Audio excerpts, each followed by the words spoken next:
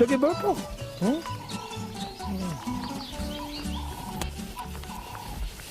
What? Leopards. Leopards, oh yes. There are two varieties on this side of the Limpopo. The chief difference between them is that the one kind of leopard has got a few more spots on it than the other kind. But when you meet a leopard unexpectedly in the veld, you seldom trouble to count his spots to find out what kind he belongs to. That is unnecessary, because whatever kind of leopard it is that you come across in this way, you do only one kind of running, and that is the fastest kind. Look, I can remember the occasion when I came across a leopard unexpectedly, and to this day, I couldn't tell you how many spots he had, even though I had all the time I needed for studying him. It happened about midday, when I was out on the far end of my farm, behind a koppie, looking for some straight cattle. Now, I thought the cattle might be there, because, it is shady under those Withaak trees. And also there's some soft grass that is very pleasant to sit on.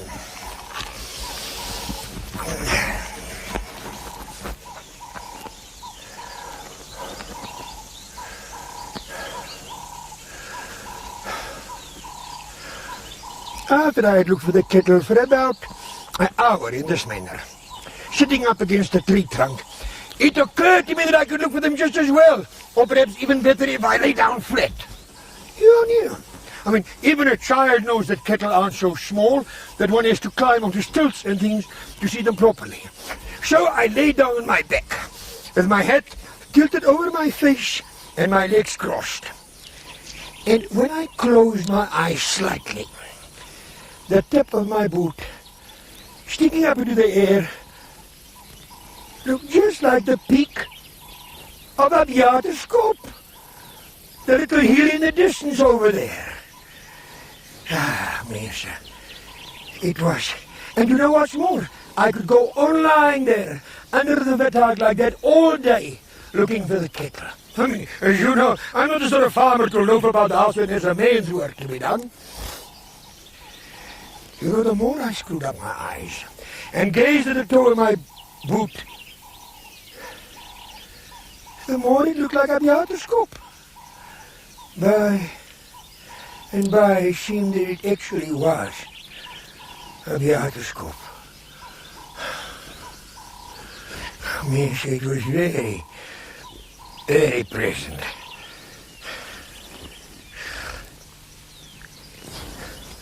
Then a strange thing happened. It was as though a huge cloud, shaped like an animal's head, with spots on it, had settled on top of a Withaak. It seemed so funny that I wanted to laugh, but I didn't. Instead, I opened my eyes a little more, and then I declared to think that I was only dreaming, because otherwise I would have to believe that that spotted cloud on top of the Withaak was actually a leopard, and that he was gazing at my foot. Again I wanted to laugh, but then suddenly I knew, and I didn't feel so glad, for it was a leopard, all right, a large-sized, hungry-looking leopard, and he was snuffing suspiciously at my feet. I was uncomfortable.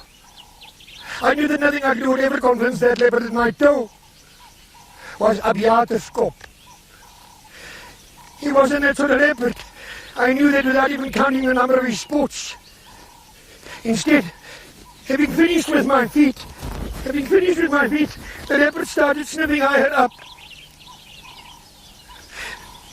It was the most terrifying moment of my life. I wanted to get up and run for it, but I couldn't. My legs wouldn't work. Now, every big game hunter I have come across has told me the same story about how at one time or another he has always escaped from lions and other wild beasts.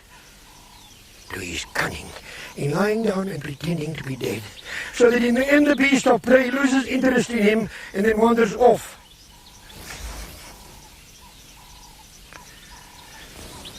Now as I lay there on the grass, while the leopard was trying to make up his mind about me, I understood why in a situation like that the hunter doesn't move.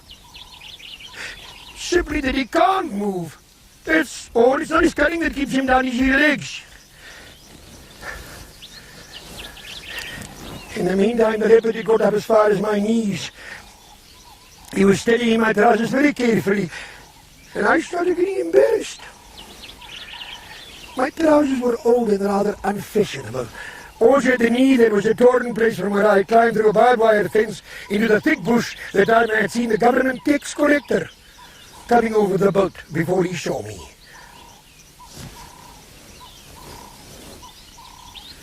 The leopard stared at that ring in my trousers for quite a while. And my embarrassment grew.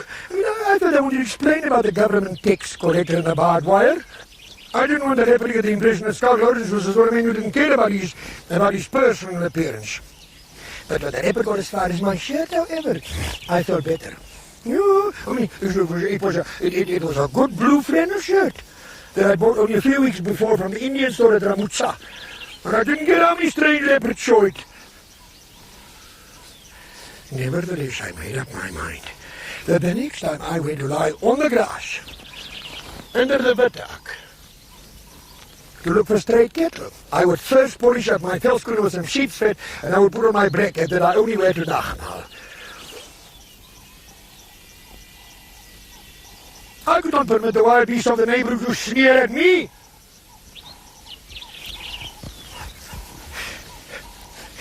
When the leopard reached my face, I got frightened again.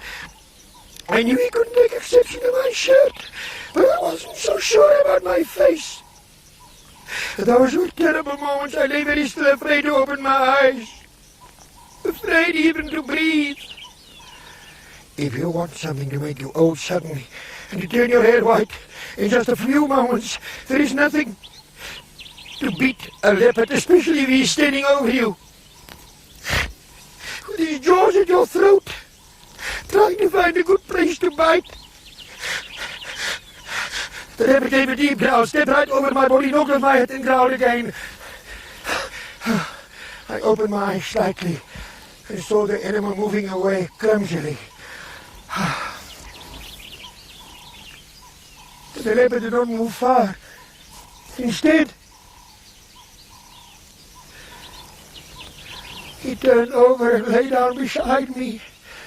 Yes, there on the grass, in the shade of the Withaak, the leopard and I lay down together. The leopard half curled up on his side, and his forelegs were crossed like a dog's are.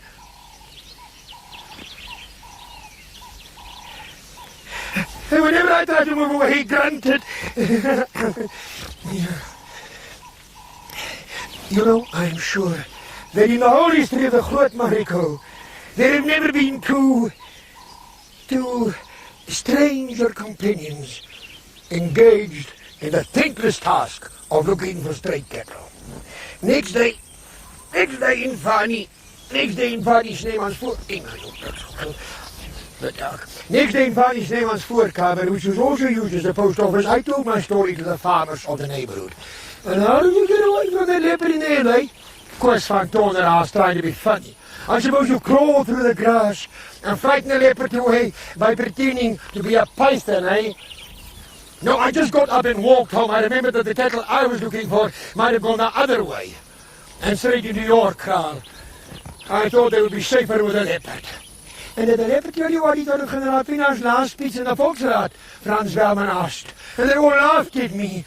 I told my story over several times, and although the dozen odd men present didn't say much while I was talking, I could see that they listened to me in the same way that they listened when Christian Lemmer talked, and everybody knew that Christian Lemmer was the biggest liar in the Marico. To make matters worse, Christian Lemmer was there too. And when I go to that part of my story where the leopard lay down beside me, Christian Lemmer winked at me. You know that sort of wink. It was to let me know there was now a new understanding between us, and that we could talk in future as one Marico liar to another. I didn't like that.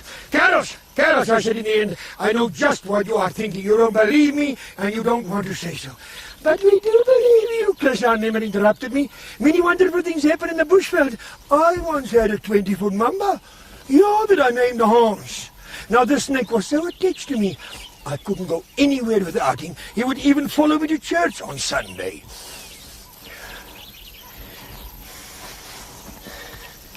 But because he didn't care for some of the sermons, he would wait for me outside under a tree.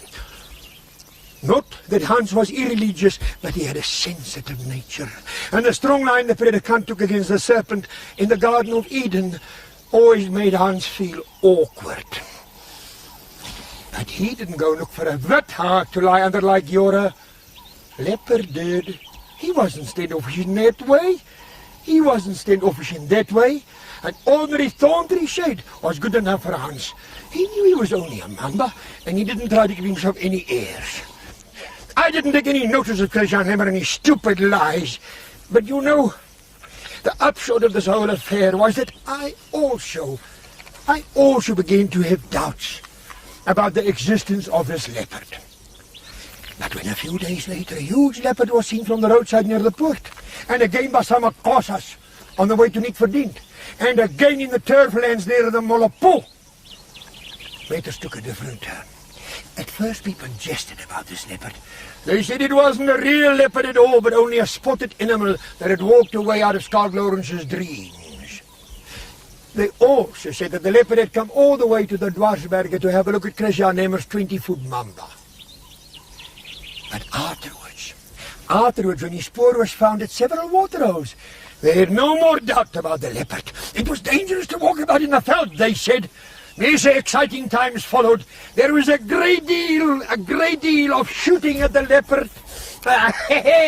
Yeah, a great deal of shooting at the leopard, and a great deal of running away from him. The amount of Martini and Mauser fire I heard in the kranzes reminded me of nothing so much as the first Boer War. And the amount of running away reminded me of nothing so much as the Second Boer War.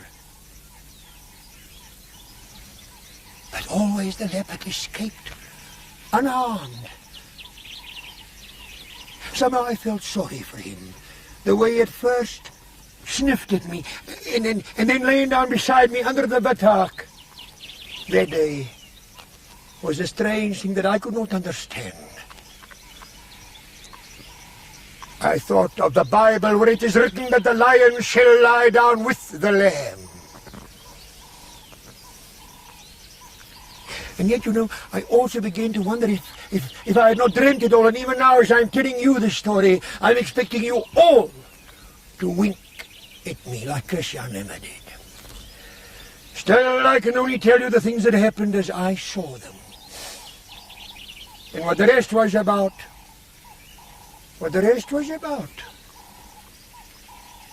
only Africa knows. It was some time before I again walked along the path that leads through the bush to where the Withaaks are. But I did not lie down in the grass again, because when I reached the place, I found that the leopard had gone there before me. He was lying on the same spot, half curled up in the Withaak shade. And his forepaws were folded, as a dog's are sometimes. But he lay very still, and even from the distance where I stood, I could see the red splash on his breast, where a Mauser bullet had gone.